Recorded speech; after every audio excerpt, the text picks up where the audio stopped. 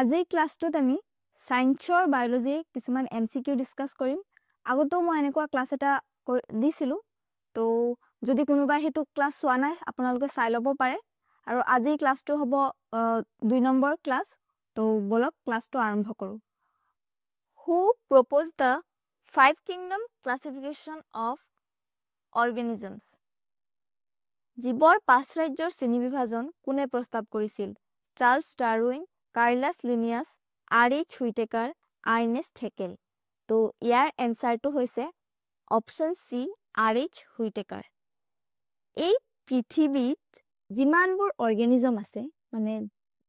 জীৱিত জীৱ আছে সেইবোৰক মিলি পাঁচটা ভাগত ভাগ কৰা আছিল কেইটা পাঁচটা আৰু আৰ.এইচ. হুইটেকাৰ নামৰ সাইন্টিষ্টজনে এই পাঁচটা ভাগত ভাগ কৰিছিল সেই ভাগকেইটা কি কি আছিল মনেৰা ৰাজ্য প্ৰতিষ্ঠা ৰাজ্য ভেকুৰ ৰাজ্য উদ্ভিদ ৰাজ্য আৰু প্ৰাণী ৰাজ্য বা মনেৰা প্ৰতিষ্ঠা ফাঞ্জাই প্লেন্টি আৰু এনিমিলিয়া তো এই পাঁচটা ভাগত ভাগ কৰিছিল তো ইয়াৰ মনেৰা ৰাজ্যত কোনবোৰ জীৱ ৰখা হৈছিল জানেনে যিবোৰৰ সেলবোৰ কি প্ৰক্যাৰিওটিক আৰু ইউনিসেলুলাৰ বা হেবোৰ জীৱবোৰ কেনেকুৱা প্ৰক্যাৰিওটস বা ইউনিসেলুলাৰ প্ৰক্যাৰিওটস আৰু ইউনিসেলুলাৰ এতিয়া প্ৰক্যাৰিওটস কোনবোৰ মানে যিবোৰ কোনবোৰ জীৱ প্ৰক্যাৰিওটিক তো হেবোৰ আসলতে সেলবোৰ দুই ধৰণৰ হয় প্ৰক্যাৰিওটিক আৰু ইউক্যাৰিওটিক তো প্ৰক্যাৰিওটিক যিবোৰ সেল হেবোৰত কি হয় হেবোৰৰ নিউক্লিয়াছ নাই প্ৰপাৰ নিউক্লিয়াছ নাই আৰু তাৰ যিবোৰ সেল অৰ্গেনিল সেলৰ ভিতৰত বিভিন্ন সেল অৰ্গেনিলছ থাকে বা কোষ অঙ্গাণু থাকে সেই কোষ অঙ্গাণুবোৰ ধৰক ৰাইবোজোম আছে এন্ডোপ্লাজমিক ৰেটিকুলাম আছে গলগি বডি আছে তো এইবোৰ হৈছে কি কোষ অঙ্গাণু তো এই কোষ অঙ্গাণুবোৰ ধৰক যিবোৰ মেমব্ৰেন বাউন্ড কোষ সেল অৰ্গেনিল যিবোৰত নাই হেবোৰ হৈছে কি প্ৰক্যাৰিওটিক সেল আৰু যিবোৰত মেমব্ৰেন বাউন্ড সেল অৰ্গেনিলছ পোৱা যায় হেবোৰ হৈছে ইউক্যাৰিওটিক সেল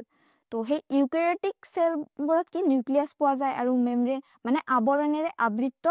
কোষ অঙ্গাণু পোৱা যায় ইউক্যাৰিওটিক সেলবোৰত আৰু প্ৰক্যাৰিওটিক সেলবোৰত আৱৰণেৰে আবৃত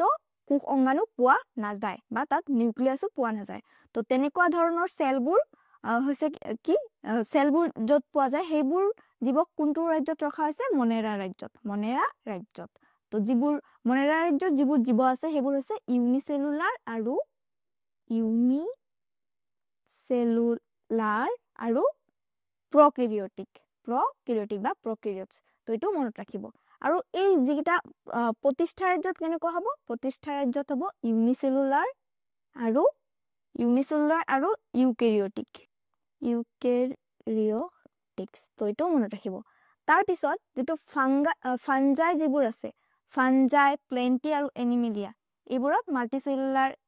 আৰু ইউনিসেলুলাৰ দুই ধৰণৰে পোৱা যায় তাৰ পিছত এইবোৰ হৈছে ইউক্যাৰিওট তো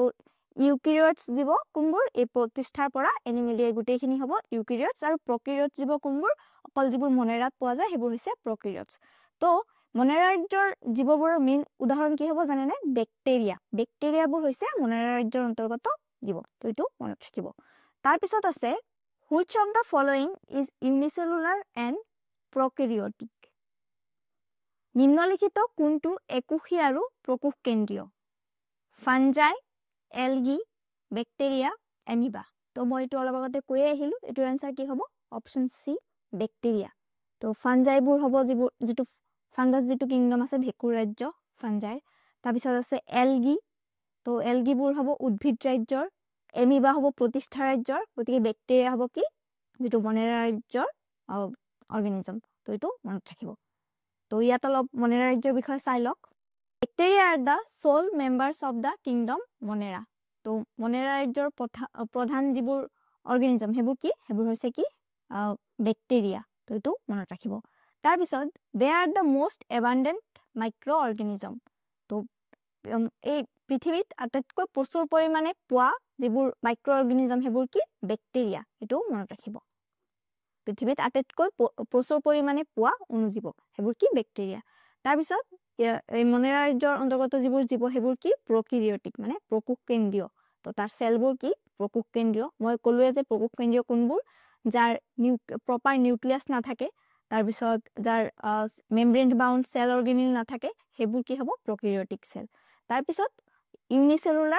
ইউনিসেলুলাৰ এটো মই কলোৱে একোষী হয় তাৰপিছত they also live in extreme habitats such as hot spring, desert, snow and deep oceans where very few other life forms can survive. তো এই মনেৰা ৰাজ্যৰ যিবোৰ জীৱ আছে সেইবোৰ এনেকুৱা কিছুমান ঠাইতো বাস কৰিব পাৰে যিবোৰ ঠাইত মানে অন্য জীৱ হয়তো বাস কৰিব নোৱাৰে তো এনেকুৱা ঠাইতো এইবোৰ জীৱ বাস কৰিব পাৰে ধৰক কিছুমান ডিজাৰ্টতো বাস কৰিব পাৰে বা বহুত বেছি ঠাণ্ডা ঠাইতো বাস কৰিব পাৰে বৰফৰ তলতো বাস কৰিব পাৰে তাৰপিছত হট স্প্ৰিং যিবোৰ আছে তাতো বাস কৰিব পাৰে এনেকুৱা ঠাইবোৰতো এই বেক্টেৰিয়াবোৰ বাস কৰিব পাৰে তো এইটো মনত ৰাখিব তাৰপিছত আছে question number 3 which kingdom include organism like mushroom and mold কোনটো ৰাজ্যত মাশৰুম আৰু মল্ডছৰ দৰে জীৱবোৰ অন্তৰ্ভুক্ত প্লেন্টি প্ৰতিষ্ঠা ফাঞ্জাই এনিমেলিয়া তো ইয়াৰ এনসাৰটো হৈছে অপচন সি ফাঞ্জাই তো ফাঞ্জাইত মাশৰুম আৰু মল্ডছৰ দৰে জীৱবোৰ ৰখা হৈছে তো ইয়াত অলপ চাই ফাঞ্জাইৰ বিষয়ে যাক ফাংগাছ বুলিও কোৱা হয় তো they are eukaryotic organism তো মই অলপ আগতে কৈ আহিছিলো যে ফাংগাছবোৰ কি হ'ব ইউকেৰিয়োটিক মানে তাৰ সেলবোৰ কি সেল ইউকেৰিয়োটিক সেল তো সেল হ্যাভ এ নিউক্লিয়াস মানে ইউকেৰিয়োটিক সেল কোনবোৰ যত যিবোৰ সেলত নিউক্লিয়াস পোৱা যায় মেমব্ৰেন বাউন্ড সেল অৰ্গানিজ পোৱা যায় মানে যিবোৰ কোষ অঙ্গাণু আছে সেলৰ ভিতৰত বিভিন্ন কোষ অঙ্গাণু থাকে ৰাইবোজম থাকে এন্ডোপ্লাজমিক ৰেটিকুলাম থাকে তো যিবোৰ মানে সেল অৰ্গানেল হেবোৰ কি হ'ব মেমব্ৰেন বাউন্ড থাকে তো সেই কাৰণে এবোৰক ইউকেৰিয়োটিক সেল বুলি কোৱা হয় তো ফাংগাছত কোন ধৰণৰ সেল পোৱা যাব ইউকেৰিয়োটিক তাৰ পিছত বডি অৰ্গানাইজেচন কেনেকুৱা হ'ব can be unicellular or multicellular তো এককোষীয় হ'ব পাৰে বহুকোষীয় হ'ব পাৰে তাৰ পিছত আছে found in moist and warm and humid environment তো এইবোৰ আৰ্দ্ৰ আৰু উষ্ণ পৰিবেশত পোৱা যায় তাৰ পিছত সেল ওয়াল প্ৰেজেন্ট এটা সেল ওয়াল কি তো এটা সেলক যেটো আবৰি থাকে তাৰ সেল মেমব্ৰেনটো যেটো থাকে তো সেল মেমব্ৰেনক ধৰক এটো এটা সেল তো আৰু এটো সেলক আবৰি থকা যেটো আবৰণটো কি বুলি কোৱা হ'ব সেল মেমব্ৰেন সেল তো এই সেল মেমব্ৰেনক তাৰ চাৰিওফালে এটা আবৰি থকা এটা আবৰণ আছে এটো কি বুলি কোৱা হয় সেল ওয়াল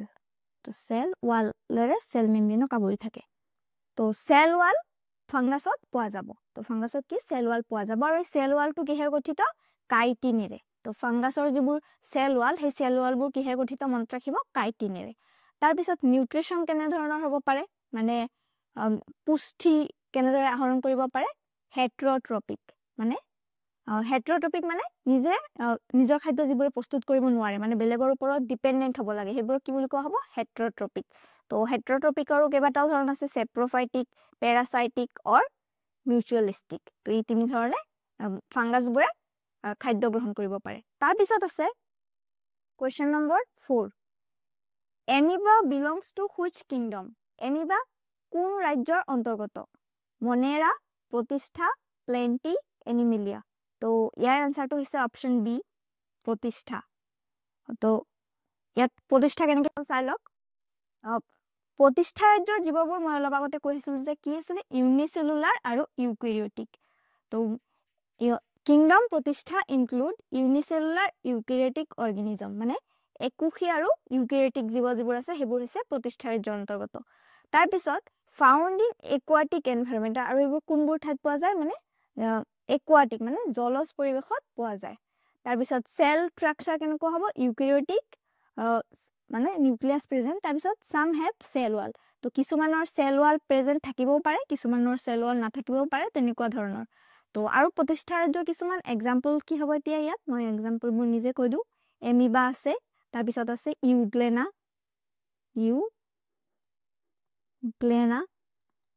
তাৰ পিছত আছে পেৰামিশিয়াম তো এই দুটা এক্সাম্পলও চাই থব তাৰ পিছত এমিবা মই অলপ আগতে ক'লোৱে তো এইবোৰ হৈছে প্ৰতিষ্ঠা ৰাজ্যৰ জীৱৰ এক্সাম্পল তাৰ পিছত আছে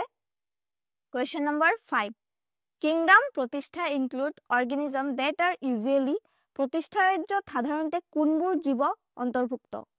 মাল্টিসেলুলাৰ ইউনিসেলুলাৰ এসেলুলাৰ কলোনিয়াল তো এটো মই ক'লোৱে কি হ'ব ইউনিসেলুলাৰ তাৰ পিছত আছে question number 6 one of the special features of